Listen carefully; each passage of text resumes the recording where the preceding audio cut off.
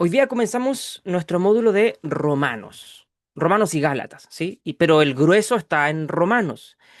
Este es un módulo bastante especial, no solo porque estudiamos una carta bien particular, una carta importantísima, aunque todas las escrituras son importantes, el libro de Romanos es un libro muy particular, ¿sí?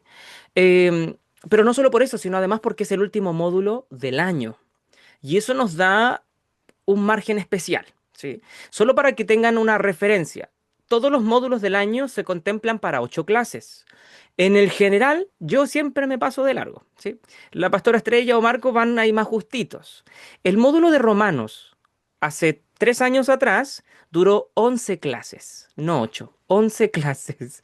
Así que no les puedo decir que espero que no sea así, porque si hubiésemos tenido más dura el módulo.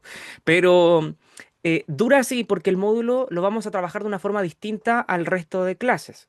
Vamos a trabajar con el texto puro y llano. Voy a compartir pantalla y vamos a ir leyendo el texto y vamos a trabajar el texto así, como se dice, montado a pelo nomás.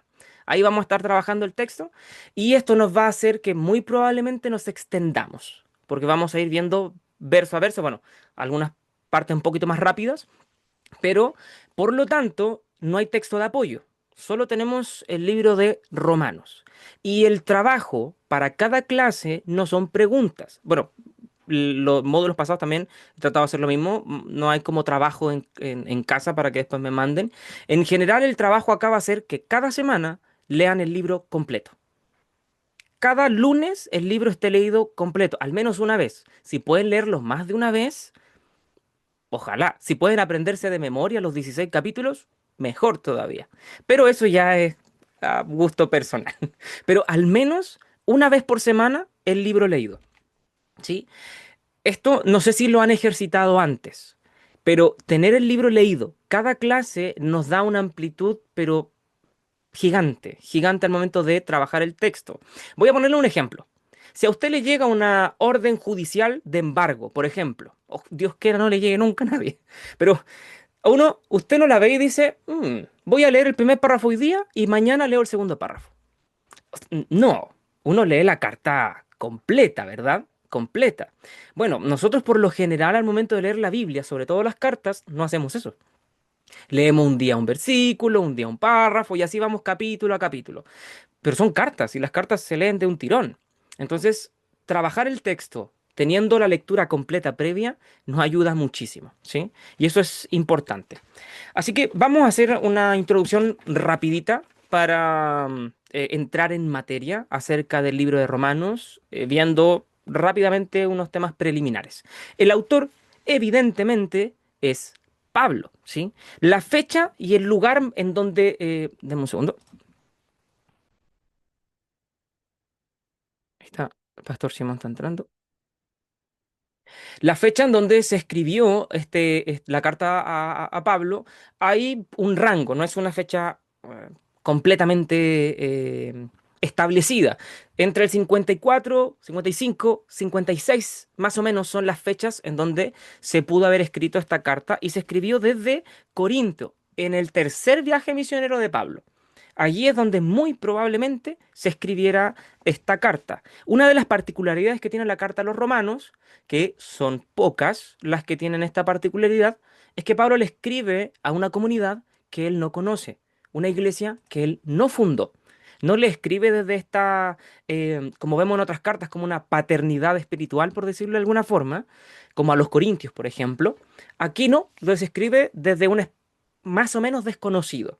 Desde esa es la perspectiva. Y eso es importante que lo tengamos en cuenta a lo largo de la lectura, porque Pablo se está dirigiendo a gente en el general que no conoce, porque vemos al final de la carta que nombra a muchas personas que conoce, pero en el general a la iglesia no. Entonces, eso es importante. Y el propósito de la carta se pudiesen desglosar distintos propósitos, pero uno de ellos, si lo podemos resumir al máximo, es presentar el Evangelio de Cristo en la teoría y luego en la práctica. Tenemos el libro dividido en dos, del capítulo 1 al 11, perdón.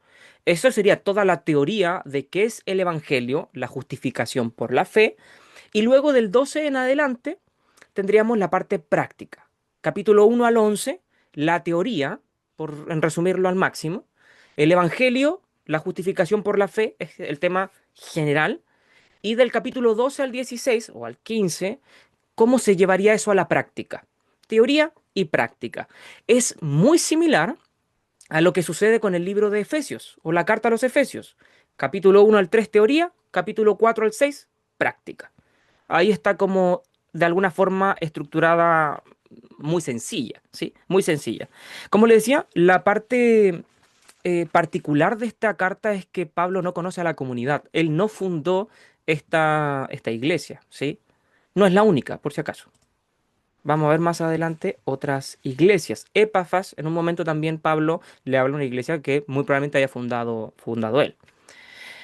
El contexto en el cual se construye o se escribe esta carta, tanto desde Pablo como el contexto en Roma. Pablo está en su tercer viaje misionero, no podemos decir el último como tal, porque muy probablemente hay un cuarto viaje misionero que no está registrado en la historia, pero ahí es donde se escribirían las cartas pastorales, particularmente segunda de Timoteo, de primera, segunda y Tito, estarían compuestas en una historia que al menos no está registrada en el libro de Hechos, pero está en este tercer viaje misionero desde Corinto.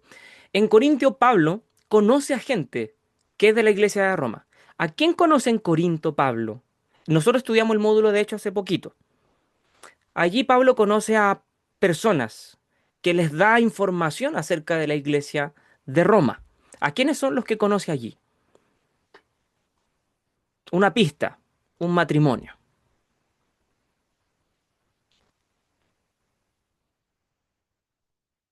Priscila y Aquila. Perfecto. Perfecto. Muy, muy, muy, muy bien. Muy bien. El emperador Claudio, aproximadamente en el 49 después de Cristo, expulsó a todos los judíos de Roma, de la capital romana. Los expulsó, ¿sí? Eh, y dentro de esta expulsión estuvo Priscila y Aquila y muchos otros judíos. Y por providencia divina se toparon con Pablo cuando Pablo llegó a Corinto. Pero luego del emperador Claudio entró un nuevo emperador y quitó el edicto y permitió que los judíos retornaran a Roma, los que vivían en Roma. Entonces, por eso podemos ver que en la carta de Pablo a Roma, Priscila y Aquila están en Roma, de vuelta, porque ya podían regresar. Entonces, Pablo se enteró de la comunidad de Roma, muy probablemente pudo haber tenido otros informes en algún otro momento, pero Priscila y Aquila pertenecían a esa comunidad. Ellos ya estaban allí. Entonces, vemos que a raíz de de estos matrimonios y otros personajes, Pablo se entera de la comunidad romana, no solo de su existencia, sino de su fe, porque una de las cosas que menciona en el capítulo 1, Pablo conoce la fe de ellos a través del testimonio de otros. Y eso es importante, porque esta comunidad romana está formada por judíos y gentiles. Ahora una pregunta que salta es, ¿de dónde salió esta comunidad? ¿Quién fundó la iglesia de Roma? No fue Pedro, no fue Pablo, ¿sí? Ellos no fundaron la iglesia de Roma, ellos no eran los líderes de la iglesia de Roma, como la iglesia católica afirma o se atribuye. ¿Quién la fundó? No sabemos. Lo que sí sabemos, muy probablemente, en el día de Pentecostés, el libro de Hechos, nos dicen que habían judíos de la provincia de Roma. Y que cuando terminó la fiesta, como todo el resto, cada uno se fue a su casa. Entonces estos judíos que se convirtieron a Cristo llegaron a Roma, formaron una comunidad y se estableció una iglesia que comenzó a crecer y a tomar más peso dentro hasta el punto que Pablo comenzó a escuchar acerca de la fe de ellos. Y solo como dato, según la tradición, y cuando digo tradición me refiero a la iglesia católica solamente, Pedro y Pablo murieron en Roma, pero muy probablemente eso es falso, a menos lo de Pedro. Pablo sí muere en Roma, termina su vida en Roma, encarcelado allí. Hechos termina ahí con Pablo en Roma. Terminó llegando a Roma, no en las mejores condiciones, pero llegó. Pero Pedro, no hay pruebas concretas de que Pedro haya llegado, vivido y muerto en Roma. Está esta tradición de que Pedro iba a entrar a Roma y se devuelve y ve una aparición de Jesús que le dice que tenía que morir por él y Pedro muere de cabeza porque no era digno de morir como su Señor. Eso, según muchos y cuando digo muchos, las pruebas de verdad que son hartas, es falso, no sucedió eso. Pedro no murió en Roma. Pedro no es el papa de Roma. Nunca fue papa de Roma, nunca fue líder de Roma. Y es probable que nunca haya pisado Roma, Pedro. Entonces, la comunidad se levantó por misericordia de Dios, se sostuvo por gracia de Dios y así fueron avanzando por esa misma gracia de Dios, ¿sí? Em, Eso, los gentiles y los judíos, a pesar de que había poca información, sí habían ciertos altercados, al menos de superioridad. Vemos, por ejemplo, en el capítulo 14 o 15, donde Pablo habla de los débiles en la fe, los maduros en la fe, habían algunos que no comían cierto tipo de alimentos, aún ya dentro de la iglesia. Entonces, ahí Pablo presenta algunas exhortaciones. No es una carta como la de Corintios, definitivamente, en donde Pablo pone orden, corrige malas prácticas. No es eso lo que vemos en Romanos. Vemos un tratado teológico de los más densos que tenemos en todas las escrituras, ¿sí? Las cartas más importantes, digo entre comillas, porque todas las escrituras son inspiradas por Dios y útiles, pero las cartas más importantes en cuanto a su contenido son dos. Una es Romanos y la otra es Efesios, ¿sí? A tal punto que muchos cristianos históricos han dicho, si tuviese que quedarme con solo un libro de la Biblia, yo me quedo con Romanos, porque contiene todo el Evangelio. Están Casi todas las doctrinas están contenidas dentro del libro de Romanos. Es tan denso, es tan profundo y aparte, históricamente Romanos ha sido un libro muy importante. Que nosotros hoy día estemos acá como cristianos protestantes evangélicos, se lo debemos no a Lutero, se lo debemos a Romanos.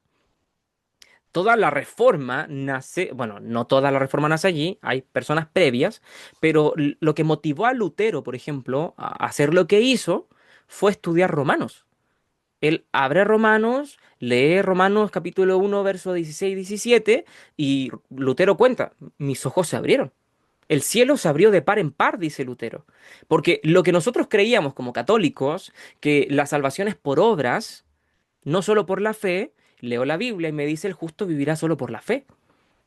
De principio a fin, la salvación es por la fe. Y Lutero dijo, esto es un mundo nuevo para mí.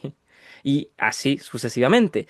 John Wesley también, uno de los libros que le impactó también mucho, es Romanos. Y así, históricamente, Romanos ha sido un libro bastante potente que ha marcado distintas épocas a lo largo de la historia y evidentemente a distintos creyentes. El propósito de Pablo para escribir la carta no era solo doctrinal. Pablo también tenía la intención de llegar a Roma y que fuera una sede misionera, por decirlo de alguna forma, porque pretendía que los hermanos en Roma lo ayudaran a llegar hasta España, que era la punta del mundo conocido en esa región. No logró el cometido, llegó a Roma, pero no alcanzó a hacer la misión a España, ¿sí? Allí quedó en Roma, que llegó encarcelado, fue libre un poco de tiempo, volvió a ser encarcelado y de allí no salió, no sobrevivió, ¿sí? Ahí llegamos con el resumen general del libro de Romanos, o la carta a los Romanos. Hasta aquí, ¿alguna duda, pregunta, comentario u opinión? No es. Voy a entonces compartir pantalla. Mm, mm, mm, mm.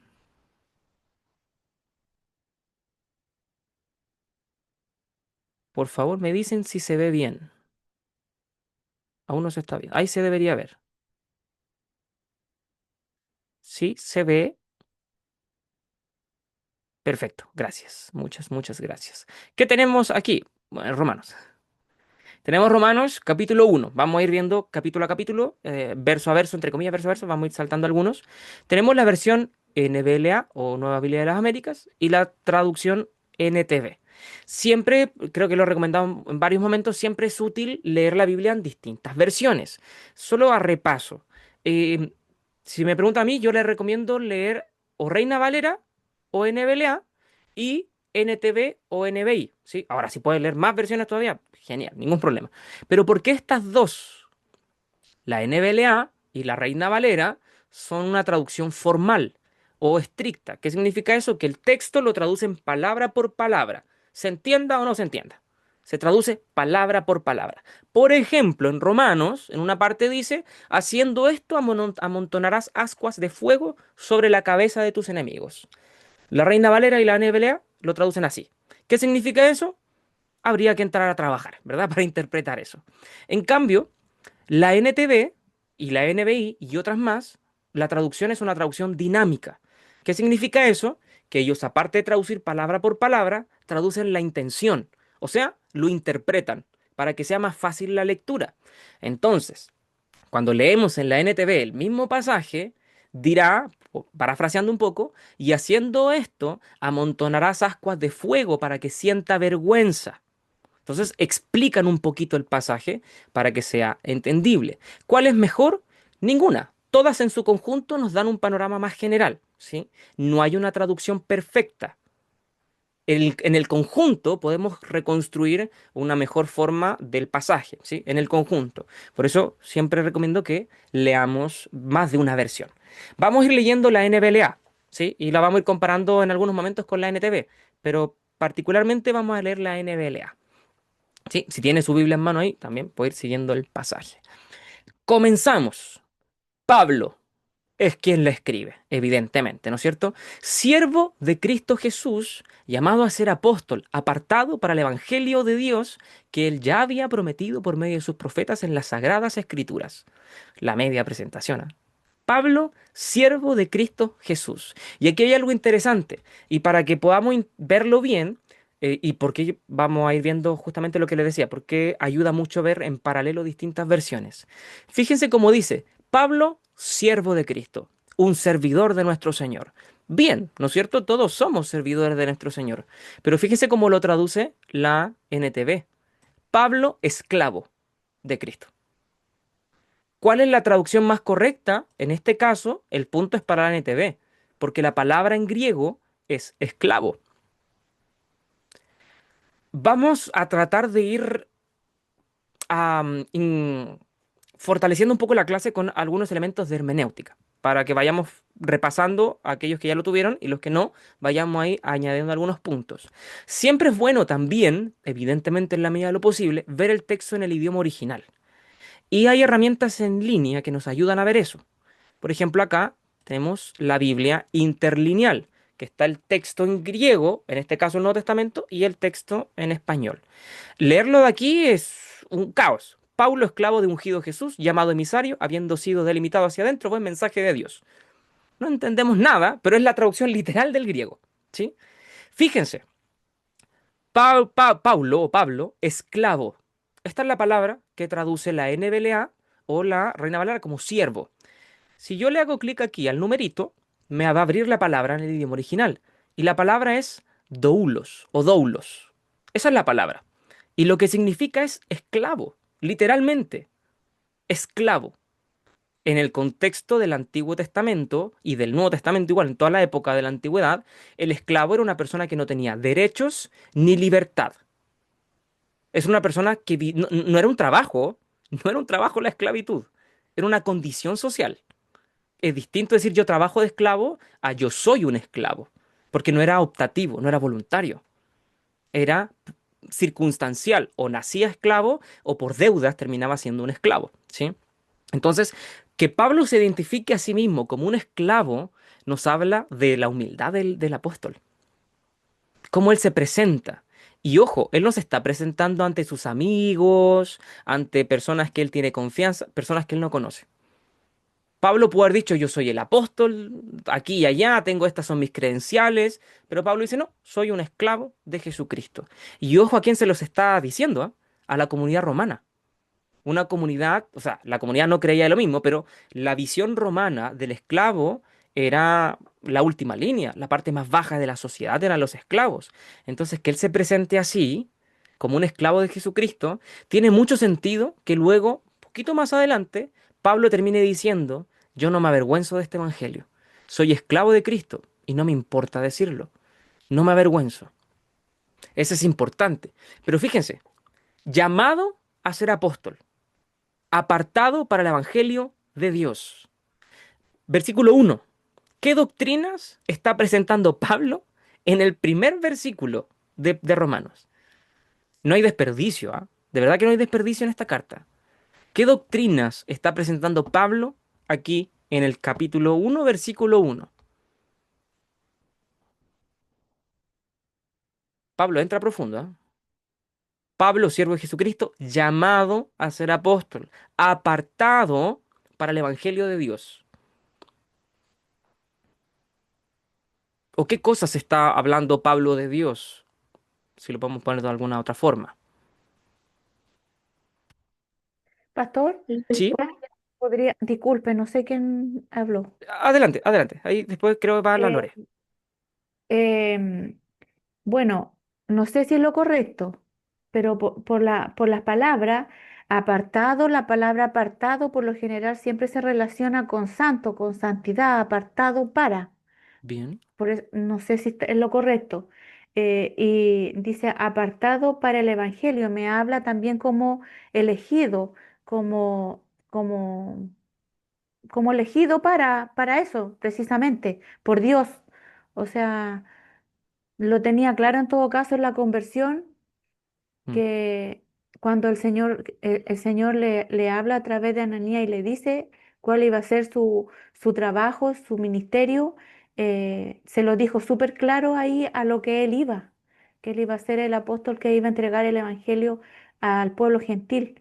Entonces, él lo tenía claro desde ahí y por eso yo pienso que a lo mejor lo dice ahí apartado, elegido para. eh, no sé si lo correcto, pero eso es lo que pienso yo, pastor. sí, bien, bien, bien, bien. Tenemos santidad y elección. ¿Sí? Sí, son puntos. Lore. La hermana me ganó. Ah, era el mismo. Es lo mismo, sí. Oh, bien. Bien, elección y santidad. Ahora, si nosotros vamos al griego, vamos a poder al menos aclarar el punto de la santidad, ¿sí? Y el tema de apartado, llamado, hablan de que Dios escogió a Pablo con un propósito particular, ¿sí? Eso es. Ahora, el término llamado es un término interesante, porque en nuestro contexto, llamar a alguien no significa dar una orden, precisamente, ¿verdad? Pero no es eso lo que significa en el contexto bíblico, ¿sí? Si nosotros vamos al griego, al idioma original, llamado, aquí está, la palabra es kletos, invitado, es decir, nombrado o específicamente santificado. Ese es el punto, ¿sí? Ahora, este invitado no es una invitación como cuando uno le dice, oye, ¿sabes qué? Voy a hacer una fiesta, si tiene un tiempo, me gustaría que pudiera estar, sería lindo, ¿sí? Dios hace eso con nosotros. Oye, ¿sabes qué? Mira, tengo un cielo preparado. No sé si te gustaría. Sería lindo que pudiese estar conmigo. Ojalá, ojalá tuviese el tiempo.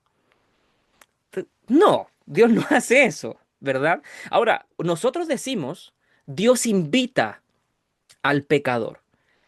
¿Pero eso es correcto? Porque yo leo los evangelios y Jesús no invitó a Pablo, a Pedro, Jesús no invitó a Mateo. Jesús les dijo, ven y sígueme. Cuando dice invitado, esta palabra invitado es como cuando, por ejemplo, para que entendamos el concepto, es una invitación decretiva, en el sentido de, estamos en un, no sé, un destacamento militar y el general o el coronel invita a los soldados a ordenarse. ¿Los soldados pueden elegir si ordenarse o no? No, esa invitación es una orden, ¿sí? O, por ejemplo, cuando se me hace una invitación al juzgado, ¿es electiva esa invitación? No, tengo que ir a declarar, ¿sí? Ese es el concepto de invitado acá. Es una orden.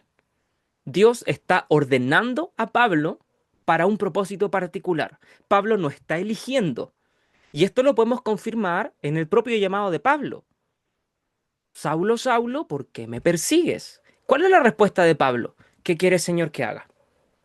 Porque Pablo entendía que era un llamado, que era Dios mismo el que le estaba ordenando algo. Y es interesante, porque este llamamiento involucra un decreto, que Dios llama a Pablo para ser alguien, ¿sí? El llamado establece el propósito inmediatamente. Pablo sería apóstol a los gentiles, ¿sí? Que eso es importante. Apartado, santificado, sí, es un término que se puede ocupar para eso, para el Evangelio de Dios, no para sí mismo, no para el mundo, no para sus propios deseos, para el Evangelio de Dios. E incluso, fíjense, la NTV lo aplica o lo interpreta directamente para ser apóstol y enviado a predicar la buena noticia. O sea, no es apartado solo para el Evangelio, sino para predicarlo. Pero aquí yo prefiero la traducción más normal, porque no es solo para predicar el Evangelio, es para vivir el Evangelio.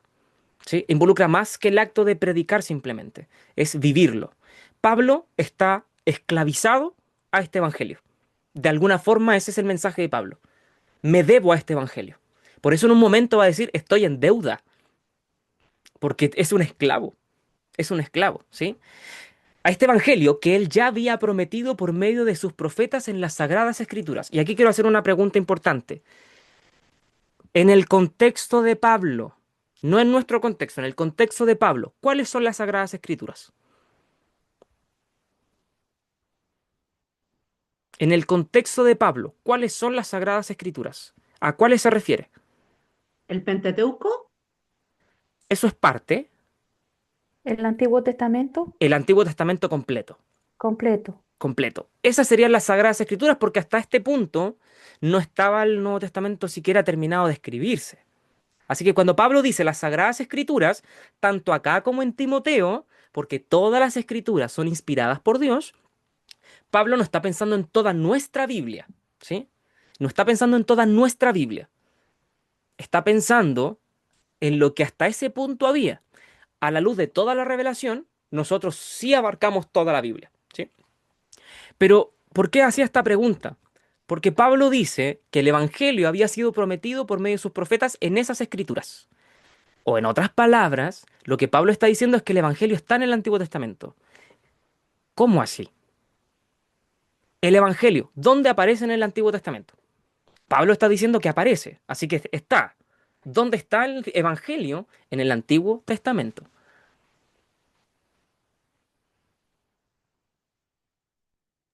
Está en muchas historias bíblicas. Está en cuando habla de Ruth, con el pariente redentor. Bien. Y hay muchas historias bíblicas que hablan de eso. Bien. Ruth, el pariente redentor, sí, es el Evangelio, ¿sí? No quiero meter presión, ¿ah? Pero los hermanos de Santiago lo vimos este fin de semana, hace poquito, no, hace 2 semanas vimos justamente el domingo. Génesis, capítulo 3 verso 15, lo que se conoce como el protoevangelio. Y pondré enemistad entre tu simiente y la simiente de la mujer. Su simiente, el de la mujer, te herirá en la cabeza y tú le herirás en el calcañar. Eso es el evangelio en su versión más antigua, ¿sí? La primera aparición del Evangelio. A Abraham, por medio de ti serían benditas todas las naciones de la tierra, ¿sí? Abraham fue justificado por la fe. Génesis 15 también. Allí está el Evangelio. Como decía Lore, Ruth, Raab, Naamán. Son otros personajes en donde vemos el Evangelio y en muchas otras oportunidades. Ahora, fíjense lo que dice Pablo por los profetas, no por historias. ¿En qué parte los profetas mencionan el Evangelio? Uf, ahí está más complejo, ¿ah? O no, no sé.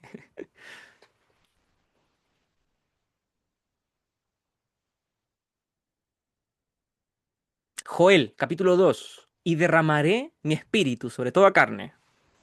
¿Sí? Isaías, Isaías. En varias oportunidades Isaías, pero creo que el más icónico es 53, el cántico del siervo sufriente, ¿verdad? Ezequiel 36, y pondré en ustedes un nuevo corazón, un espíritu, y pondré mi propio espíritu en ustedes. Jeremías, y escribiré mis leyes ya no en tablas de piedra, sino en su mente y en su corazón. Allí también vemos el Evangelio, ¿no es cierto? Así que sí, los profetas y todo el Antiguo Testamento hablan de Cristo. Eso es lo que dijo Jesús a sus discípulos en el camino de Maús. Les relataba cómo por medio de las Escrituras hablaban de Él, desde la ley hasta los profetas y los salmos, ¿no es cierto? Es el mensaje. ¿Qué es el Evangelio? El Evangelio es el mensaje acerca de su Hijo, que nació de la descendencia de David según la carne y que fue declarado Hijo de Dios como con un acto de poder conforme al Espíritu de santidad por la resurrección de entre los muertos, nuestro Señor Jesucristo. Esa es una definición del Evangelio. Otra definición del Evangelio Pablo la va a dar en Corintios también. que Él murió y resucitó y apareció primero a los 12, a las mujeres, a los 12, luego apareció a varios otros testigos y al último a mí.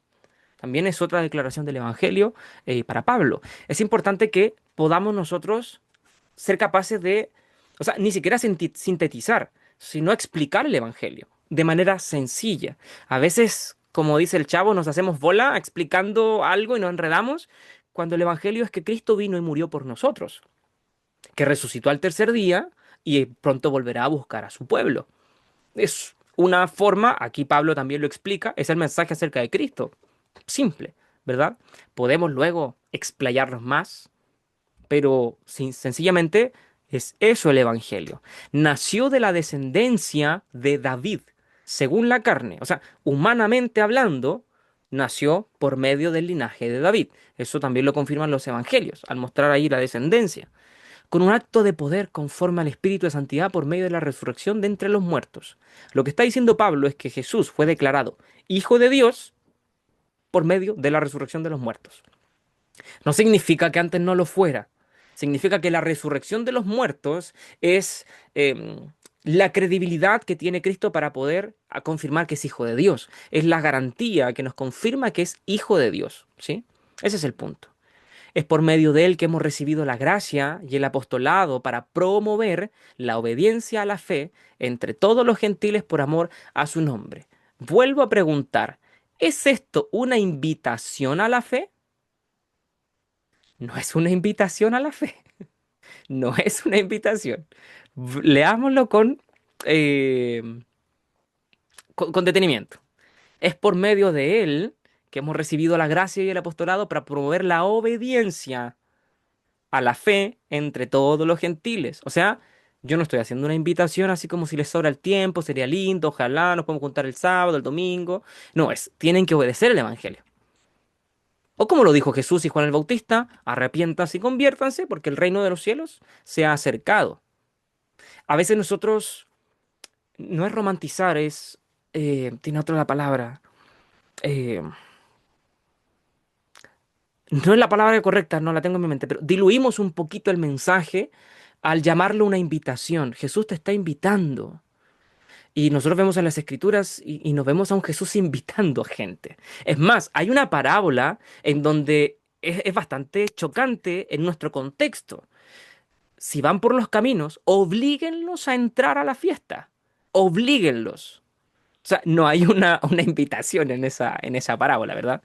Eh, es una ilustración, sí, pero en general, cuando Dios está llamando a la gente, sobre todo en los evangelios, ¿sí? Jesús hablando y la propia predicación de los apóstoles, vemos un llamado al arrepentimiento. Deben arrepentirse y creer en Cristo.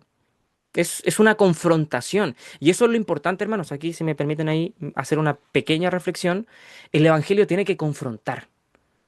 El evangelio tiene que golpear el orgullo. Hay formas y formas, ¿sí? No, la idea de un predicador gritando con un parlante que se arrepientan porque si no se van a ir todos al infierno en medio de un paradero no es la mejor forma de hacerlo, pero me refiero a que no podemos diluir el mensaje. La gente tiene que creer en Cristo, obedecer al Señor, arrepintiendo de sus pecados y poniendo su fe en ellos, ¿sí? Eso es importante. Fíjense ahora cómo Jesús, como Pablo dice, a todos los amados de Dios que están en Roma. A mí me gusta esta frase porque en este libro suena bonito, pero cuando leemos Corintios, y ya vamos a estudiar Corintios, ¿sabe cómo Pablo llama a los corintios? A los santos de Dios. Así llama a los corintios. Y uno empieza a leer Corintios y uno dice, ¿y dónde están los santos? ¿A dónde están? Porque no parece una iglesia muy santa la de Corintios. Pero Pablo entiende que los creyentes son amados de Dios y son santificados por Dios, ¿sí?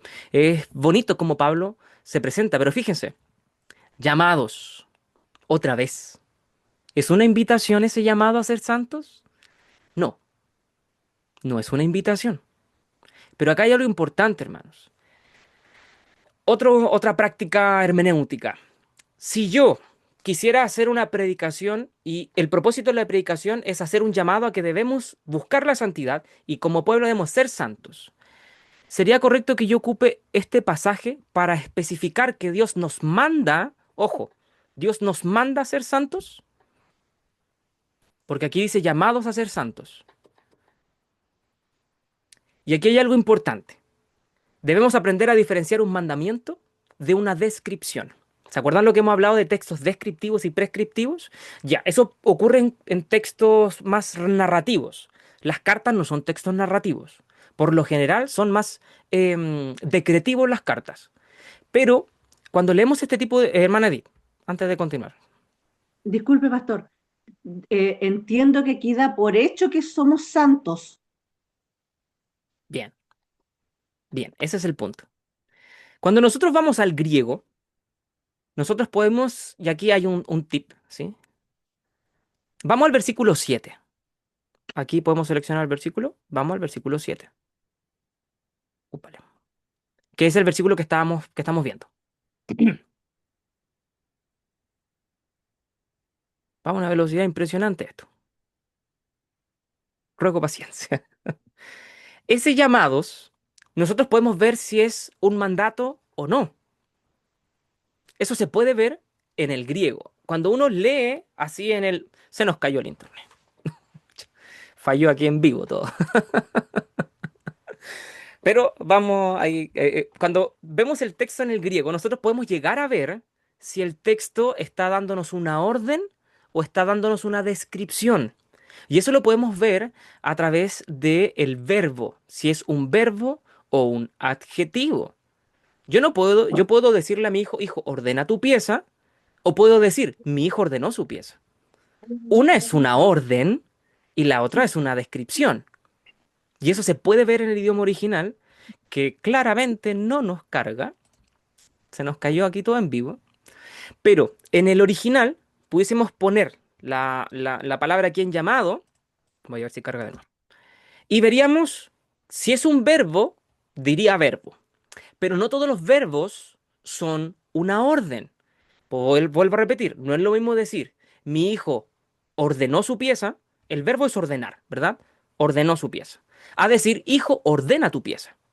Estoy ocupando el mismo verbo, pero uno es una orden y otro es una descripción. Cuando leemos en el griego, que es un verbo y además es imperativo, eso es una orden. Eso es una orden. Por ejemplo, Juan capítulo 15, yo soy la vid verdadera, vosotros los pámpanos. El verbo en el capítulo es permaneced, no dar fruto. Permaneced es el verbo. Dar fruto es la descripción. Los creyentes dan fruto. Eso es una descripción.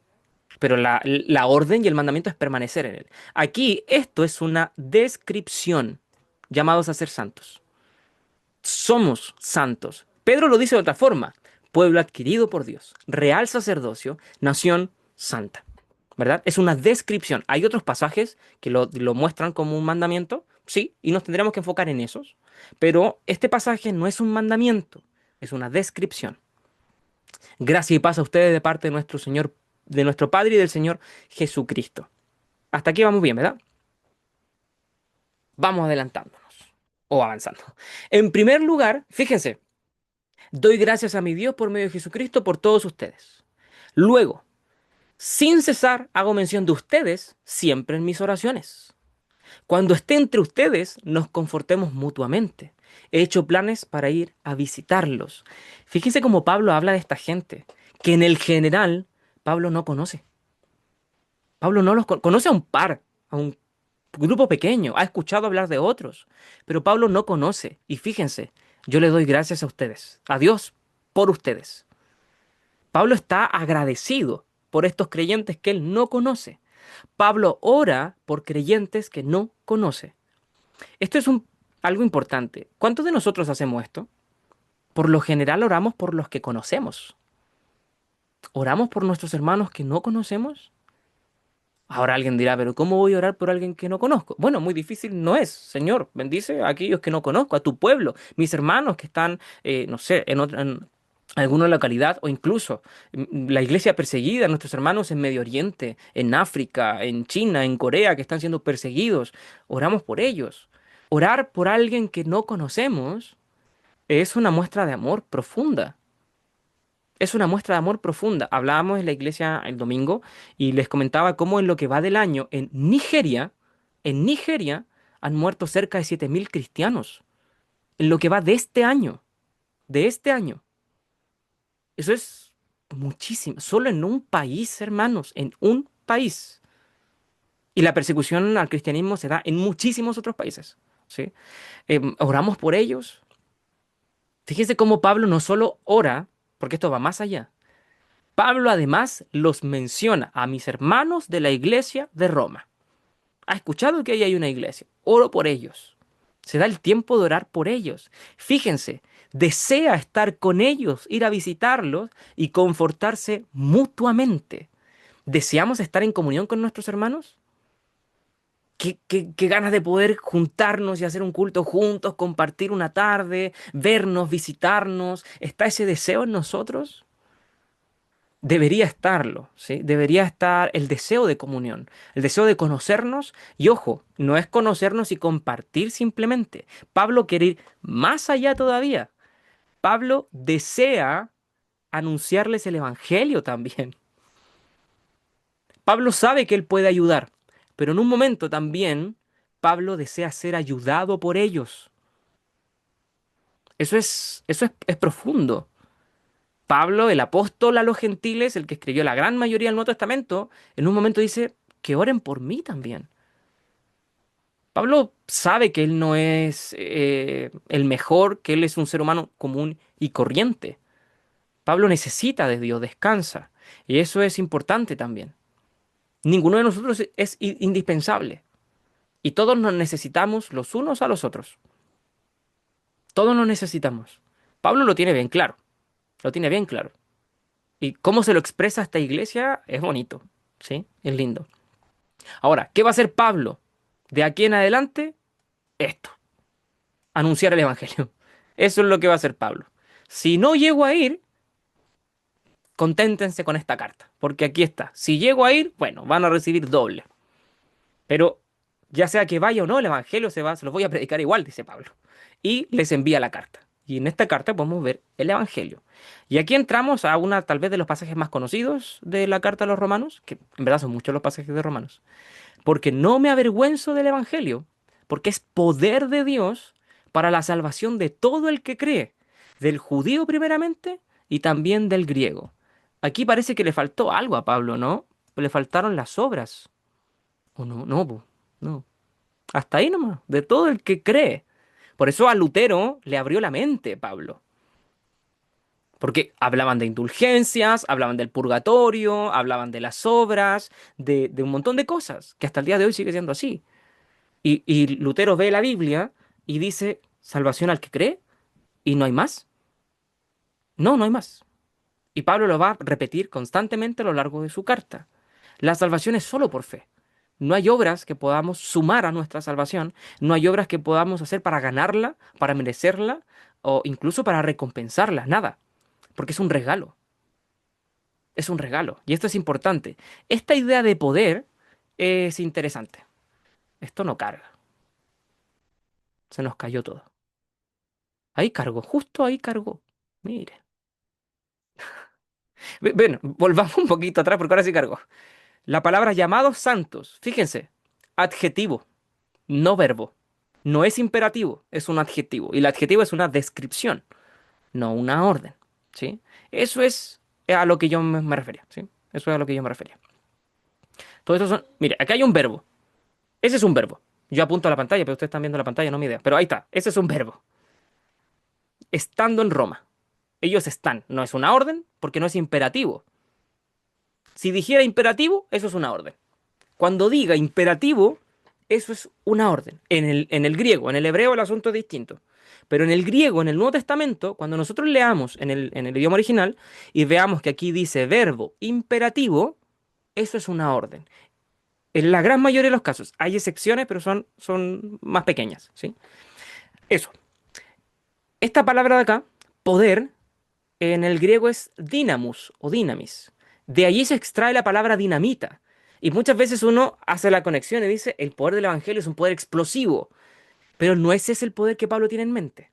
Primero porque no existía la dinamita en el tiempo de Pablo. Él no está pensando en una bomba, ¿sí? Nosotros, por nuestra época, lo asociamos. Dynamus, dinamita, de ahí viene la palabra dinamita, pero no es un poder explosivo que destruye. El poder que ve Pablo en el Evangelio es un poder que crea. Ese es el poder del Evangelio, que crea vida donde hay muerte, que crea esperanzas. El poder del Evangelio no destruye, construye, crea nueva vida. Ese es el poder que Pablo describe aquí para el Evangelio. Y bueno, la palabra dinamus también se ocupa cuando dice que Jesús hacía milagros. Ese concepto de milagro también se asocia al poder milagroso de Dios, ¿sí? Y aquí hay algo importante, porque en el Evangelio, la justicia de Dios se revela por fe y para fe, como está escrito, mas el justo por la fe vivirá. Y aquí hay una cita de Habacuc. ¿Qué significa esto de porque en el Evangelio la justicia de Dios se revela por fe y para fe?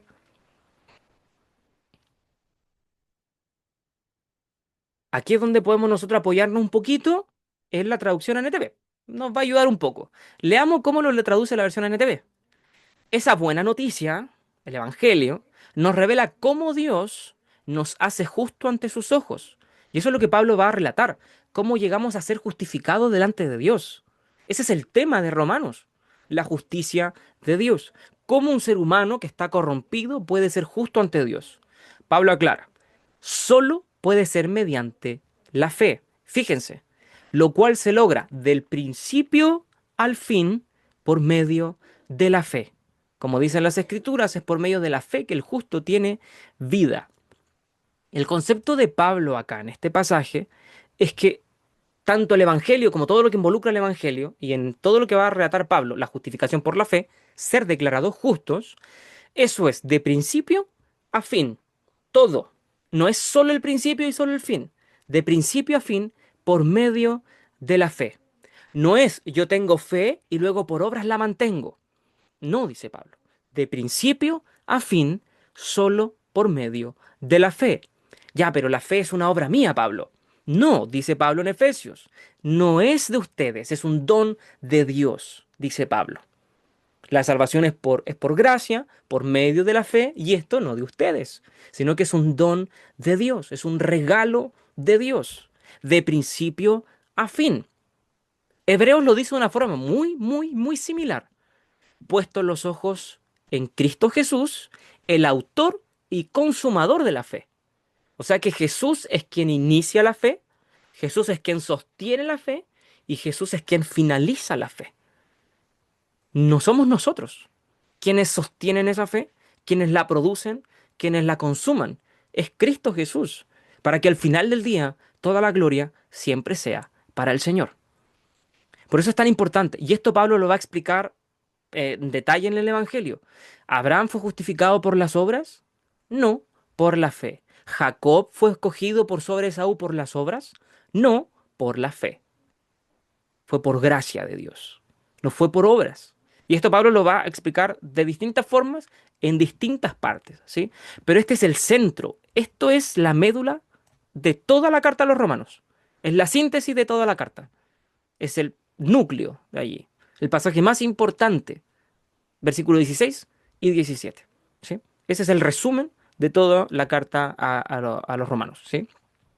Y aquí Pablo comienza su trabajo. Todo el desglose teológico ya aquí entra en materia del 18 en adelante. Y aquí debemos nosotros prestar atención, porque Pablo va a hacer ciertos movimientos muy interesantes. El punto es cómo ser justificado delante de Dios. Ese es el asunto que Pablo va a tratar. Ya nos dio el spoiler, claro, es por la fe, de principio a fin. Pero ¿cómo eso se ve en nosotros, Pablo? ¿Cómo eso se traduce en el día a día? ¿Cómo eso se ve en la vida real? Bueno, Pablo va a partir desde el comienzo, la pecaminosidad del hombre. Pablo va a establecer un piso. Todos, absolutamente todos, estamos corrompidos. Todos estamos desviados de Dios. Ese es el piso que construye Pablo en el capítulo 1 hasta el capítulo 3. Ese es el piso que construye Pablo. Tanto judíos como griegos, todos gentiles, todos somos pecadores. Ninguno puede ser justificado. Y el detalle clave es el capítulo 3 del versículo 10 en adelante. No hay nadie bueno, no hay quien busque a Dios. Todos a una se hicieron inútiles, se desviaron como ovejas. Ese es como el diagnóstico que Pablo establece para toda la humanidad. desde el principio hasta el fin. Toda la humanidad tiene ese diagnóstico. No hay nada bueno en nosotros. Ese es el piso de Pablo. De ahí Pablo va a empezar a construir esta presentación del Evangelio para llegar al punto de que solo por medio de la fe podemos llegar a ser justos, porque por obras es imposible. ¿Sí? Eso es lo que va a explicar Pablo. Ahora, una vez hechos justos, estamos seguros en las manos de Dios. Capítulo 8 es profundo. Pablo del capítulo 9 al 11 va a hablar acerca del pueblo de Israel. Del capítulo 12 en adelante, Pablo va a decir, bueno, tú dices que eres cristiano, tú dices que has sido justificado, tú dices que tienes fe, tú dices que estás en Cristo, no hay ninguna condenación, tú dices que el amor de Dios no se va a apartar nunca de ti. Genial, perfecto. Pero eso no es solo decirlo, eso se tiene que ver. Del 12 en adelante va a decir, esto se ve de la siguiente forma. Así se ve el Evangelio en la vida de la persona. Y eso lo va a exponer del 12 en adelante. Y de entre medio, también Pablo nos va a ir em, corrigiendo constantemente acerca de no engañarnos a nosotros mismos. ¿Sí? Y aquí Pablo inicia, porque la ira de Dios se revela desde el cielo contra toda impiedad e injusticia de los hombres que con injusticia restringen la verdad. Es interesante, hay una idea, bueno, se acerca, no todos profesan el universalismo, que es una herejía, ¿sí? Creer que todo el mundo se va a salvar, porque Dios es bueno y no puede enviar a nadie al infierno, porque Dios es bueno, a fin de cuentas. Dentro de esa idea o de esa doctrina hay distintas ideas que algunas personas aceptan sin tragarse todo el cuento. Y una de ellas es creer que todos somos hijos de Dios. No, no todos somos hijos de Dios. A los que han creído en Cristo, los que han puesto su fe en Él, a esos se les dio potestad de ser hechos hijos de Dios, y no por voluntad humana, sino por voluntad de Dios. Otra idea es que Dios ama a todo el mundo. El tema no es si Dios ama a todo el mundo, no. Que tenemos que decir a una respuesta corta, sí, Dios ama a todo el mundo. Pero esa no es la pregunta correcta. La pregunta es, ¿Dios ama a todo el mundo de la misma forma? Y la respuesta es no. No todos son amados de Dios como hijos. El sol sale para justos e injustos. Dios hace llover tanto para el bueno como para el malo. Dios ha permitido que incluso los malos, bueno, todos podemos degustar de momentos de alegría, de amor, de cariño, de paz, entre comillas, y eso es parte de el favor de Dios a una humanidad caída solo por gracia. Pero no todos son tratados como hijos de Dios. No todos son herederos de las promesas de Dios. El que no cree en Cristo, la ira de Dios está sobre él. La ira de Dios está sobre él. No podemos decir que, no, total, Dios va a amar a todo el mundo. Dice Efesios, enemigos de Dios. Sin Cristo somos enemigos de Dios. ¿Sí? Y eso es importante, necesitamos hacer esa aclaración. Porque ese es el piso. Sin Cristo todos estamos en esta misma condición, bajo la ira de Dios. ¿Sí? Pero perdón, pero lo que se conoce, ¿sí? ¿Alguien iba a hacer algo? Ya, Adelante. gracias por la aclaración de que Dios ama a todo el mundo, pero de diferente forma.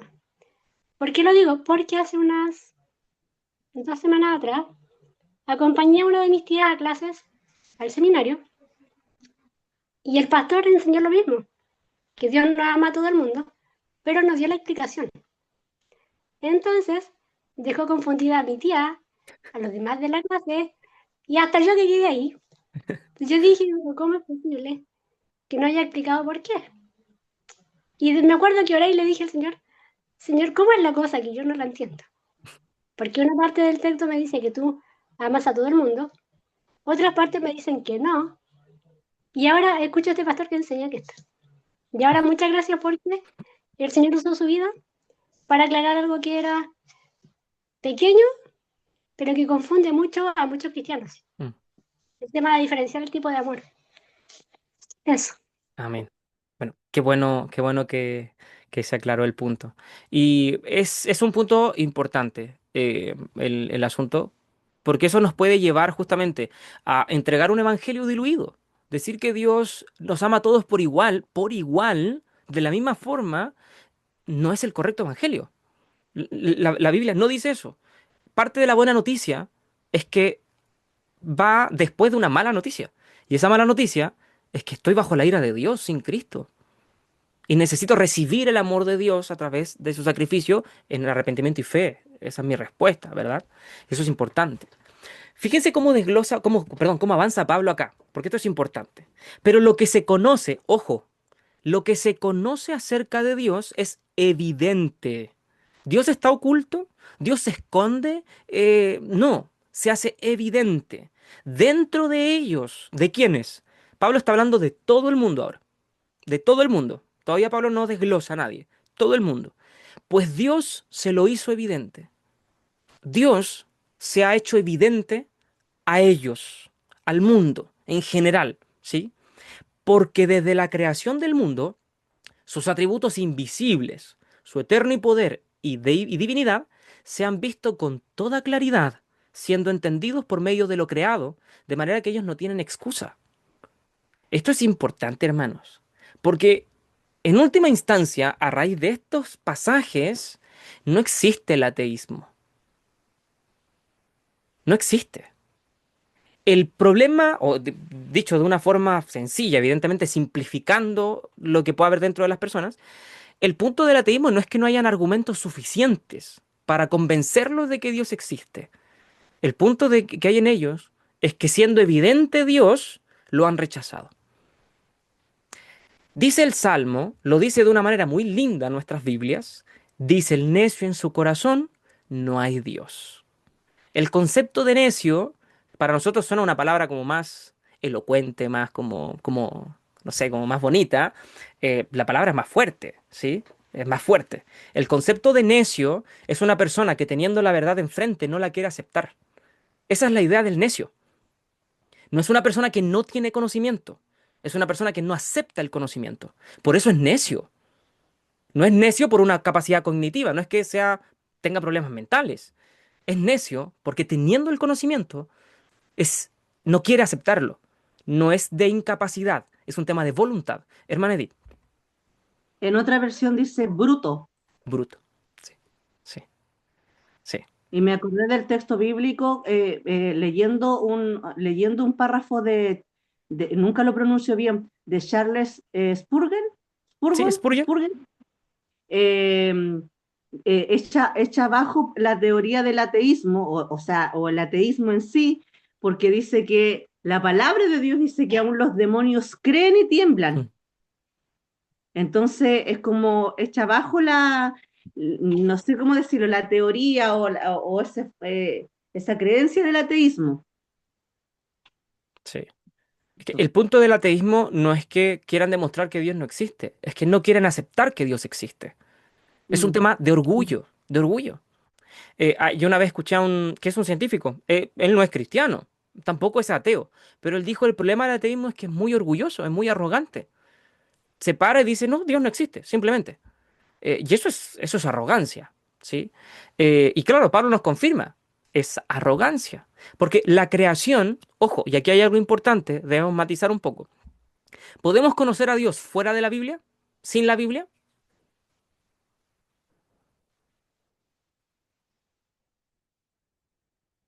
Voy a volver a leer lo que está escrito acá. Lo que se conoce acerca de Dios, lo que se conoce acerca de Dios es evidente dentro de ellos, porque desde la creación del mundo, sus atributos invisibles, su eterno poder y divinidad, se han visto con toda claridad. ¿Podemos conocer a Dios a través de otro medio que no sea la Biblia?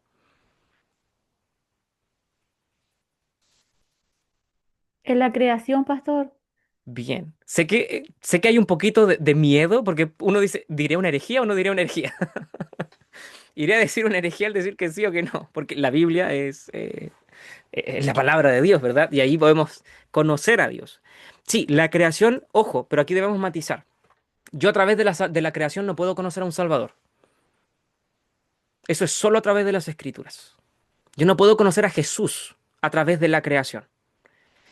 Hay algo que se llama revelación general y revelación particular. Hay distintas formas de separar esta idea. Una de ellas es esta.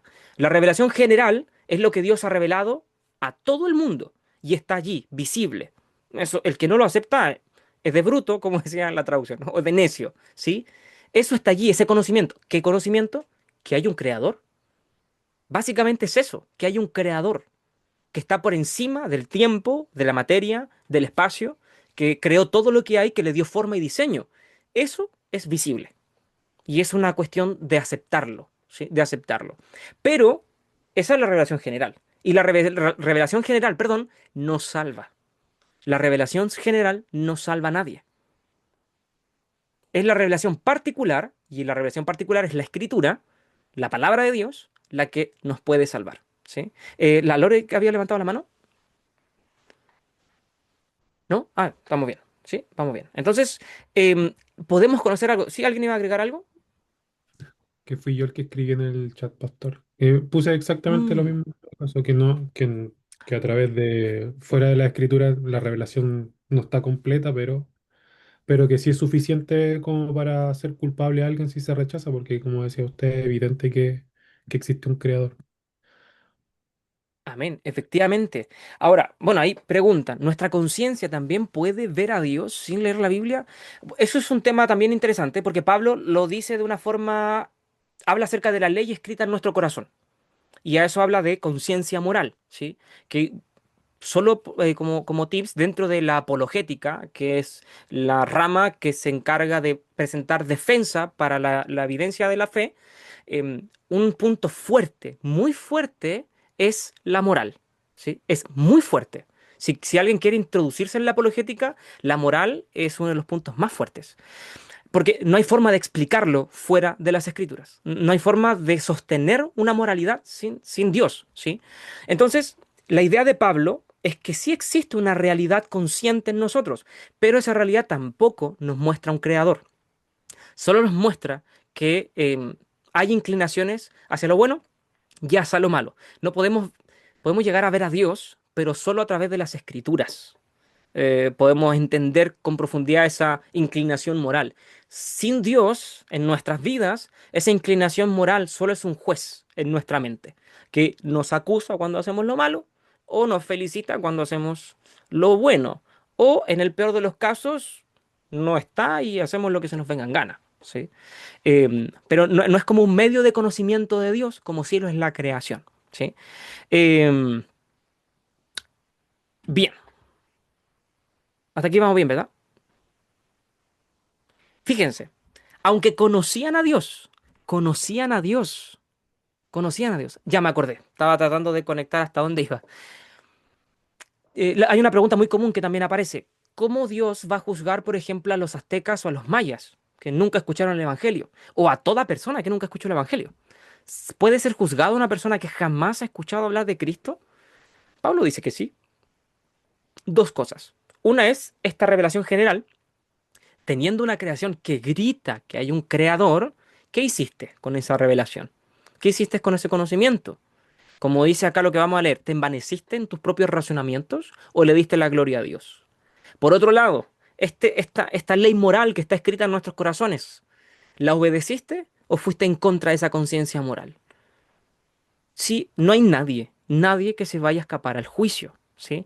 Evidentemente Dios es sabio y Dios sabe cómo va a juzgar a cada quien de acuerdo a la revelación, ¿sí? Incluso hay un pasaje que es un pasaje que asusta. Para mí es un pasaje que asusta de alguna forma. En los evangelios, en un momento Jesús ocupa una parábola y dice, al que más se le da, más se le demandará. Y en el contexto está hablando de conocimiento. El que más sabe, mayor responsabilidad tiene. Y el que menos sabe, menor responsabilidad tiene. Así que Dios les bendiga por estar aprendiendo cada vez más. ¿Sí? Dios nos bendiga. Echémonos encima esa responsabilidad. Dijo un hombre, a mí no me preocupa lo que yo no sé. A mí lo que me preocupa es lo que yo sé y no estoy haciendo. Eso es lo que nos debería preocupar. Pero en este caso estamos aprendiendo, así que vamos con la responsabilidad encima. Aunque conocían a Dios, no lo honraron como a Dios, ni le dieron gracias, sino que se hicieron vanos en sus razonamientos y su necio corazón fue entenebrecido. El orgullo y el rechazo a Dios termina siendo una respuesta al propio rechazo y orgullo en contra de Dios. Dicho de otra forma, y lo va a decir Pablo más adelante, Dios los entrega a sus propias concupiscencias, ¿sí? O Dios endurece su corazón, como lo va a decir también más adelante. Es, no quieres creer, no has aceptado, es tu decisión, te cierras en eso, su corazón se endurece, ¿sí?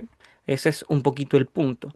Profesando ser sabios, se volvieron necios y cambiaron la gloria del Dios incorruptible, un Dios que no puede ser corrompido, por una imagen en forma de hombre corruptible, de aves, de cuadrúpedos y de reptiles.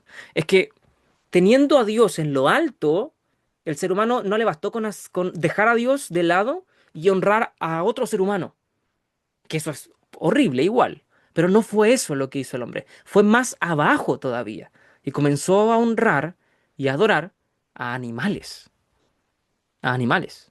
Y esto puede sonar antiguo, de culturas alejadas, pero esto es lo que sucede hoy en día en muchos lugares. Para no ir, bueno, iba a decir no ir tan lejos, y sí es bien lejos, pero la India. En la India adoran a todos los animales casi. ¿Sí? Ahora, del 24 en adelante se describe lo que se conoce como el círculo de decadencia o el proceso de decadencia del ser humano, en donde se muestran cuatro niveles. ¿Sí?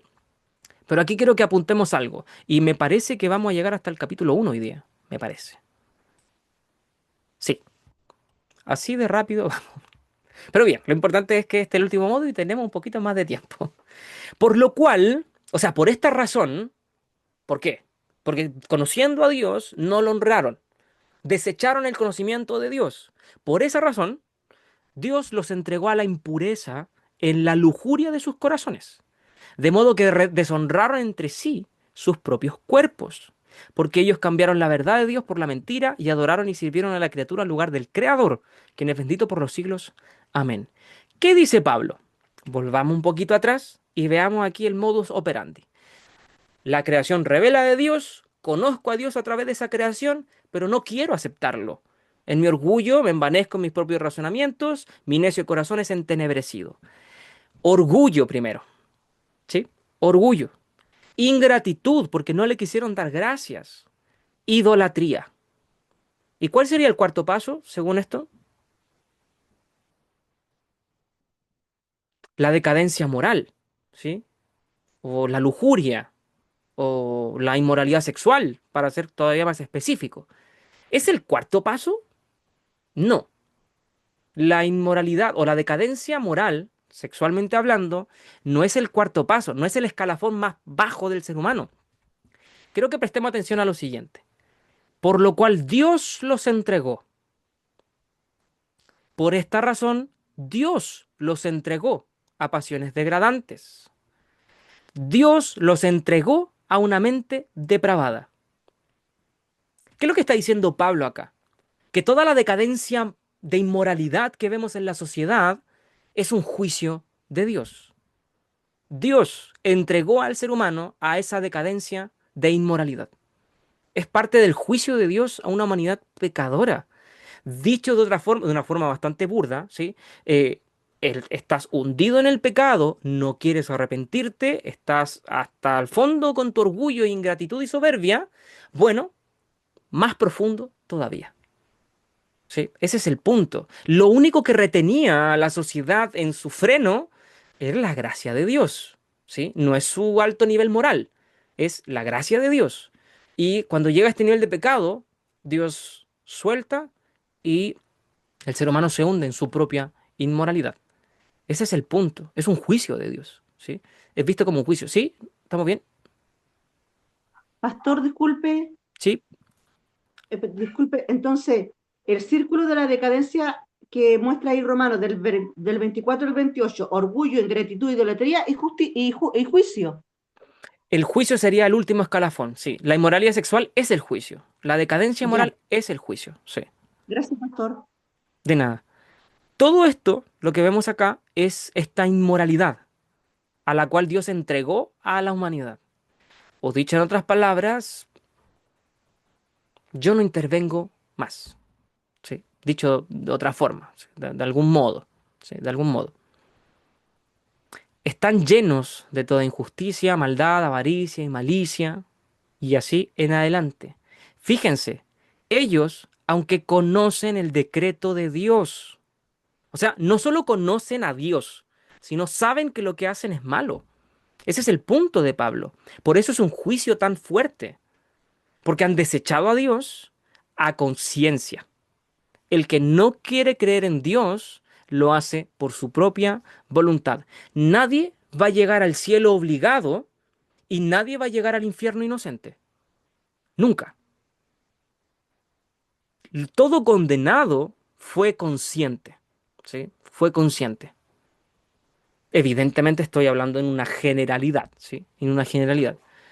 Son conscientes de que han rechazado a Dios y de que lo que están haciendo no es lo correcto. Es más, dice Pablo, conocen el decreto de Dios, que los que practican tales cosas son dignos de muerte, perdón. O sea, saben que hay un juicio detrás de sus actos. ¿Cuál es el punto? ¿Que se arrepienten? No, no solo las hacen, sino que también dan su aprobación a los que las practican.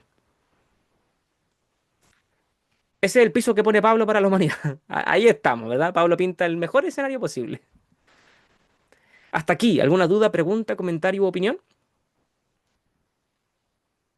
No, vamos bien entonces. Vamos a pasar al capítulo 2. Vamos a lo que alcancemos, todavía nos quedan minutos. Así que vamos. Por lo cual, no hay excusa. Ese es el punto de Pablo. No hay excusa, oh hombre, quien quiera que seas tú que juzgas. No importa quién seas. No hay excusas.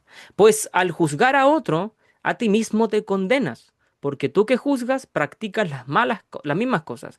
Solo un entre paréntesis. ¿Es malo juzgar? No, vi un no por ahí, vi un no, vi otro no por ahí. No deberíamos. Ya, No somos jueces. bien.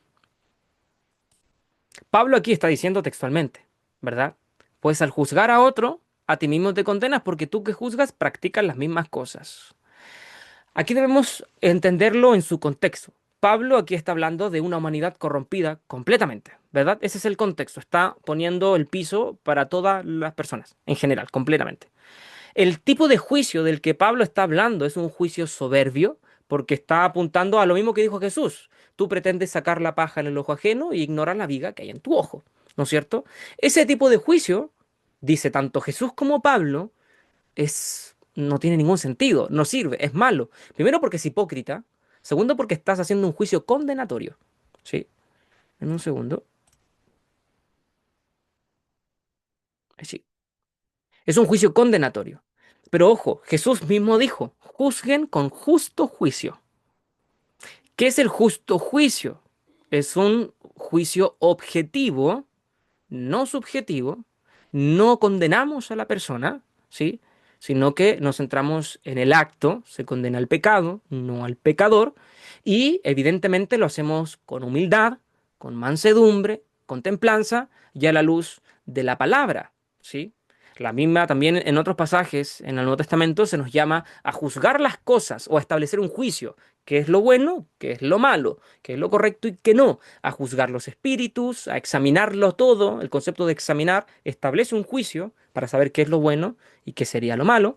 El problema y a donde no deberíamos ser es justamente en el ánimo de ser jueces, en el sentido de condenar, de condenar. Ese es lo que condenan las escrituras, porque no tenemos esa moralidad o esa posición para decir tú no puedes salvarte, o tú te condenas, tú te salvas, o ese tipo de cosas. Hermana Edith. Entonces debo entender, pastor, que depende del contexto en el que estemos hablando, porque, como dice usted, hay otros versículos que la Biblia sí me llama a juzgar, pero entiendo, o corríjame usted, que no puedo juzgar en forma condenatoria a personas, a mi prójimo, a personas, pero sí puedo juzgar ellos en forma justa, equitativa, humilde y todo lo que corresponda. No solo eso, sino además no de forma hipócrita, que eso es lo que condena particularmente Jesús, un juicio hipócrita. No sé, yo soy ladrón y te digo, oye, pero ¿cómo estás robando? Y me pongo en una posición moral cuando estoy haciendo exactamente lo mismo, ¿sí? Entiendo. Evidentemente es desde una posición de humildad, reconociendo que somos igual de pecadores a fin de cuentas, solo que cometemos pecados con otros nombres. Pero el punto es no siendo hipócrita. Ese es un punto como crucial, ¿sí? No siendo hipócrita. y no condenando porque no tenemos esa autoridad, ¿sí? No tenemos esa facultad. Sabemos que el juicio de Dios, y este juicio evidentemente es establecer un juicio sobre la persona, el juicio de Dios justamente cae sobre los que practican tales cosas. ¿Qué cosas? Los que juzgan, en el contexto completo, los que venimos del capítulo 1, los que hacen toda clase de inmoralidad, ¿sí? Recordemos que las cartas están escritas de corrido. En las cartas no hay capítulo, no hay versículo, no hay títulos. Así que siempre tenemos que ver el completo en general. ¿Y piensas esto, hombre, tú que condenas a los que practican tales cosas y haces lo mismo, que escaparás del juicio de Dios? ¿Se fijan que ese es el contexto en donde está posicionando el juicio? Y el juicio de Dios termina siendo la condena, ¿sí? Ese es el punto. ¿O tienes en poco las riquezas de su bondad y tolerancia y paciencia, ignorando que la bondad de Dios te guía al arrepentimiento? ¿Se fijan que nuevamente está hablando de un juicio condenatorio? El punto de Pablo es: ¿quién eres tú para condenar a otro, condenar al infierno, em, cuando tú estás haciendo las mismas cosas y sabes que el destino es el mismo? Y la otra pregunta que habla Pablo: ¿quién eres tú para condenar a otro al infierno, pasando por alto la paciencia de Dios que puede guiar a esa persona, incluyéndote a ti, al arrepentimiento? Dios puede guiar a esa persona al arrepentimiento. ¿Por qué yo debería condenarla? No podemos condenarla. No podemos. Aunque sea el peor de los peores, entre comillas, ¿sí? Clasificaciones nuestras, yo no puedo condenarlo. No puedo decir, esta persona no merece el perdón de Dios. Que pasa mucho cuando sufrimos alguna cosa, ¿verdad? Lore. La versión NTV lo habla de esa forma, como lo estaba mencionando. Efectivamente, ¿verdad? Bueno, está aquí al lado. Sí, ahí está. Aparece efectivamente así. No tenemos esa calidad moral, ¿sí? Pero por causa de tu terquedad y de tu corazón no arrepentido, estás acumulando ira, no amor. No está acumulando amor, ¿sí? Ira para el día de la ira y de la revelación del justo juicio de Dios. Uf, el día de la ira. Aparece esa palabra en varios pasajes del Antiguo Testamento, ¿verdad? El día de la ira del Señor. Y en el contexto de Pablo, ese día de la ira es el juicio final, ¿verdad? El momento en donde Dios va a condenar o declarar salvación. Ese es el punto. Y de la revelación del justo juicio de Dios. El juicio de Dios es justo. Dios no es imparcial, o sea, perdón, no es parcial, es imparcial. A pesar de que sea su creación la que esté puesta ante la de juicio, eh, Él es justo y su justicia jamás será anulada. En el mundo está esta idea, y es una deformación de los atributos de Dios, se eleva un atributo por encima de otro. Y eso no sucede en Dios. Los atributos de Dios siempre habitan en perfecta armonía. Ninguno se sobrepone encima del otro, ninguno es más grande que el otro. No podemos agrandar el amor de Dios de tal forma que anulemos la justicia de Dios. Y no, si Dios nos ama, Dios pasará por alto mi pecado. No, si no me arrepiento. No, Dios ejecutará su justicia. Su amor no anula, perdón, ninguno de sus atributos. Son en perfecta armonía. De hecho, si nos perdona, pero nos deja la consecuencia para que lo aprendamos. Así es, efectivamente. Y tampoco el que nos perdone tampoco anula su justicia, porque la justicia de Dios se aplicó sobre Jesús. Así que sigue estando presente. Nunca, ningún atributo anula otro. ¿Sí?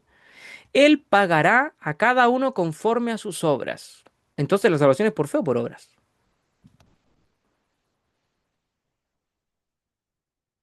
No es para complicar la conversación, ¿eh? Oiga, pero está bueno que haga esas preguntas porque este tipo de cosas han levantado mucha discusión dentro de la iglesia respecto de la salvación. No voy a responder yo, pero digo que es bueno que haga las preguntas. Por fe, pastor Cristóbal, Por fe. por fe, pero el que pero el que cree tiene buenas obras. Bien, bien, es una forma de responder a la luz de Santiago, ¿verdad? Siempre se ha tratado de hacer chocar a Pablo y Santiago. Pablo dice que la salvación es por fe, Santiago dice, tu fe sin obras no sirve, es muerta. Y se ha tratado de hacerlos chocar, pero no es así. Entendemos que en el general, en resumen, cuando somos salvos, la respuesta nativa, natural de la salvación es hacer obras, ¿sí? Pero por respuesta a ser salvos, no para alcanzar ser salvos, como respuesta. Es el fruto natural, hacer obras de justicia. El que es salvo va a hacer obras de justicia, porque ya lo es. Por los frutos se conoce un árbol, exactamente, ¿sí? Si yo he sido salvado, vamos a hacer obras, voy a hacer obras, pero por motivo de que fui salvado, no para ser salvado. Las obras no las hago para alcanzar algo, ¿sí? No hago obras para ser salvo. Hacemos obras porque ya hemos sido salvados, ¿sí? Como resultado, pastor. Es el resultado, efectivamente. Efectivamente, es el resultado de la salvación. Pero aquí, Él pagará a cada uno conforme a sus obras. Ay, perdóneme, Adelante. perdóneme, pastor. eh, eh, uh, Me chocaron, lo que pasa es que yo no sé, pero como usted lo explica, Su respuesta está eh, buena. Eso en primer lugar. ya, pero vuelva a repetir la frase que dijo hace 4, 5, 6 segundos atrás. Lo voy a decir de la siguiente forma. Las obras no son un medio de Ya. salvación, ¿sí? Son la respuesta de una persona que ha sido salvada. Ese es el punto. El árbol no me da manzanos para hacerse un manzano, ¿verdad? No, po. El árbol me da manzanos porque es un manzano, es lo que da el manzano, ¿no es cierto? El cristiano no hace obras para ser un cristiano. El cristiano hace obras porque es un cristiano, ¿sí? Como decía ahí el pastor Simón, por los frutos serán conocidos. Efectivamente, ese es el punto. Ojo, pero acá dice, Él pagará a cada uno conforme a sus obras. Y si me permiten complicarla más, y nos quedan 3 minutos, ¿ah? Si me permiten complicarlo más, Pablo más adelante va a decir que esto no es por salario, porque si fuera por salario, ya no sería por gracia, sería por obras. Entonces, ¿cómo compatibilizamos estos dos pasajes? La Biblia no puede chocar consigo misma. Necesitamos, digo necesitamos nosotros, porque la Biblia está en perfecto orden. Nosotros necesitamos eh, compatibilizar, hacer conversar estos dos pasajes, que los dice el mismo apóstol Pablo, hermana Gladys. Mi pastor, estoy confundida con algo igual, porque si me voy a la, a la iglesia antigua, me acuerdo que hermanos decían, estamos en la era de la gracia. ¿Mm? Otros hermanos decían, estamos en la era de la sobra. Y una vez, no, hace unos 5 años atrás, me dijeron que estábamos en la era de la gracia. Y yo la verdad que ahora sí, con esto, quedé más confundida aún todavía. Bien. Así que ayúdeme o dónde tengo que leer para poder entenderlo mejor. Cuando se habla de era o estamos bajo la gracia o bajo la ley o bajo las obras, se hace la diferencia para hablar si estamos viviendo bajo el pacto del Antiguo Testamento, sería la ley o las obras, ¿no es cierto? No estamos bajo ese pacto, porque Cristo hizo un nuevo pacto el día de la Santa Cena, de esa última cena. Cristo dijo, esta es la sangre de mi nuevo pacto, ¿verdad? Y ese es un pacto de gracia. Gracia es que lo recibimos por regalo, inmerecido, no por obras. Yo no hago obras para alcanzar esa gracia, simplemente las recibo, ¿sí? Y en eso estamos, o sea, todos en el sentido de que es la época, por decirlo de alguna forma, porque el que no ha creído en Cristo no está bajo la gracia, está bajo la ira de Dios, ¿sí? Ese es el punto. Pero el asunto es que no hacemos obras para alcanzarlo y por eso es por gracia, por eso es por gracia. Y en eso estamos, bajo la gracia de Dios. Si somos salvos es porque Dios ha tenido gracia. Para nosotros, ¿sí? Para con nosotros. Ahora, este punto, Él pagará a cada uno conforme a sus obras. ¿Cómo lo hacemos compatibilizar? Si la salvación no es por obras, es por gracia. Y aquí evidentemente tenemos que ampliar un poquito el panorama y la Biblia nos... Pastor Simón, adelante. Perdón, es que lo voy a decir igual, porque justamente va por allá. Si nos quedamos solo hasta este versículo, nos quedamos demasiado corto, porque en realidad, en el contexto que dio hace rato atrás al comienzo de la clase, Pablo le escribe a una iglesia en particular, que igual de todos modos son judíos, y los judíos observaban mucho la ley. Por lo tanto, obras para los judíos era sinónimo de la ley, y él desbarata o más que desbaratar, desmonta toda esta idea de la justicia por medio de las obras en el capítulo 2 completo. Pues si nos quedamos solo hasta aquí, nos quedamos cortos. En el versículo 13 después lo dice, lo aclara, en el capítulo 3 también, después hasta el capítulo 5 está desmontando todo este tema de soy justo por las obras de la ley en particular. Pero yo sé que va para allá igual, sí. Sí, bien, efectivamente, siempre debemos tener en consideración el contexto, a quién le está hablando Pablo, y claro, hay una comunidad judía importante aquí en Roma, si bien hay gentiles, la mayoría aparentemente eran judíos, sobre todo si entendemos que los primeros conversos fueron judíos que estaban celebrando la Pascua. Entonces, esa es la mayoría de la comunidad gentil, ¿sí? Hay un punto, y lo vamos a ver en un momento. Pablo separa el concepto del juicio final, no es que lo separe en verdad. Pablo habla de una instancia en donde los creyentes, ya siendo salvos, sus obras serían pasadas por el fuego, para ver si serían de oro, de plata, de madera o de paja. Pero no sería para ver si son salvos o no. Sería justamente para dar recompensa a cada uno según las obras. Esta recompensa no es la salvación en sí misma, ¿sí? Porque como bien decía el pastor Simón, el punto de Pablo es desbaratar toda idea de que por obediencia podemos alcanzar salvación, ¿sí? El punto de Pablo jamás es hablar acerca de obras y salvación como si fuesen un medio, ¿sí? Para nada, ¿sí? Ese es un punto importante. Como aquí, bueno, voy a leer el comentario. La fe es la raíz de la justificación, efectivamente. Las obras son su fruto visible. Perfecto. Dios juzga las obras no porque éstas sean el medio de salvación, sino porque revelan la presencia o ausencia de una fe verdadera. O dicho en otras palabras, la intención de una verdadera fe va a ser pasada por fuego. También es una de las imágenes que presenta la Biblia. Lore. Recuerdo en mi infancia haber escuchado alguna vez a un pastor que dijo que las obras de las que se habla acá son como las perlas que van a ir en nuestra corona. Y siempre me quedó muy, muy marcado eso, que de chica yo dije, yo quiero que mi corona tenga estas perlas brillantes, brillantes, bonitas. Y ahora lo recordé, pero esto de haberlo escuchado va a tener unos 10 años por ahí. Nunca más se me olvida eso. Sí, hay varias versiones de ese comentario. Acá yo lo escuché también varias veces, que cada persona que yo convertía, y fíjense, porque ese era el punto, cada persona que yo convertía era una perla para mi corona. La Biblia en verdad habla de muy pocas coronas, son dos, una de las coronas que habla la Biblia, pero de partida, que sean coronas físicas, la Biblia aparentemente ocupa un lenguaje más simbólico al respecto de esa corona, ¿sí? Y lo otro, aquí hay distintas interpretaciones. Hay interpretaciones que dicen que estas recompensas son simbólicas y hay otros que dicen que no, que son recompensas reales, ¿sí?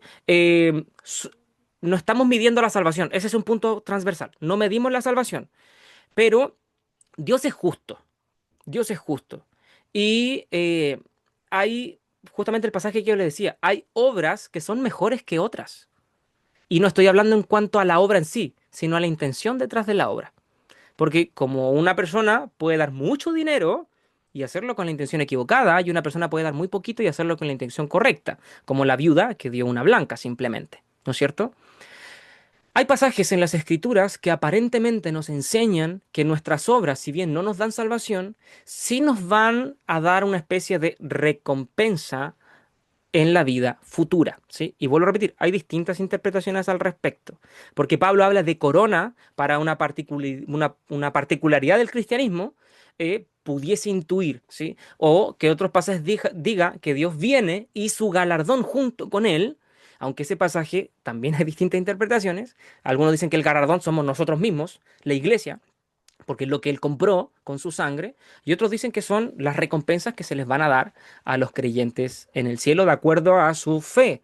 Y algunos dicen, no es lo mismo que el ladrón en la cruz se convirtiera y llegara al cielo con 3 horas de cristiano, que, por ejemplo, un apóstol Pablo que dio su vida por el Evangelio. ¿Sí? Ahora, vuelvo a repetir, hay distintas interpretaciones al respecto. Es tremendamente relevante en lo absoluto. Ese no es el punto. Y centrarnos acá, hacer lo que acabamos de hacer en esta clase, no es lo que debemos hacer en predicaciones. Centrarnos en los detalles menores ignorando el contexto completo. Lo hacemos acá porque tenemos el espacio, ¿sí? Pero si en una predicación yo tomo Romanos 2 y me centro en esto, yo desperdicié una riqueza gigante, ¿sí? Una riqueza gigante, porque el punto de Pablo no es ese. Esto es un detalle menor, ¿sí? Era importante que lo comentamos y lo vamos a seguir comentando, porque como le decía, Pablo va a volver a hablar de que no es una paga, no es una recompensa la salvación, pero vamos a llegar a esos puntos más adelante. Pero justamente, como le decía al principio, quiero que en la clase vayamos ejercitando un poquito algunas herramientas de hermenéutica, interpretación, que en su gran mayoría es solo contexto. Como decía el pastor Simón, necesitamos ver el contexto general particular. Tenemos que seguir leyendo hacia abajo.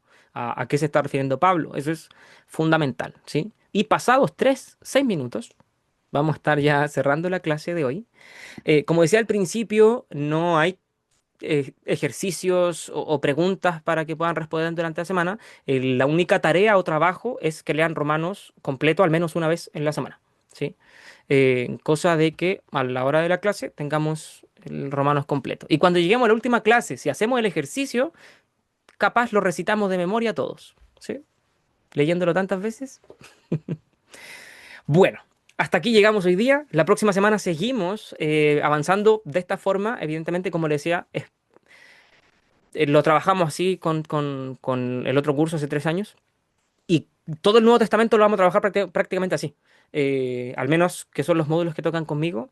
Ahí con la pastora Estrella, bueno, ella tiene también su método. Pero al menos lo vamos a ir trabajando así.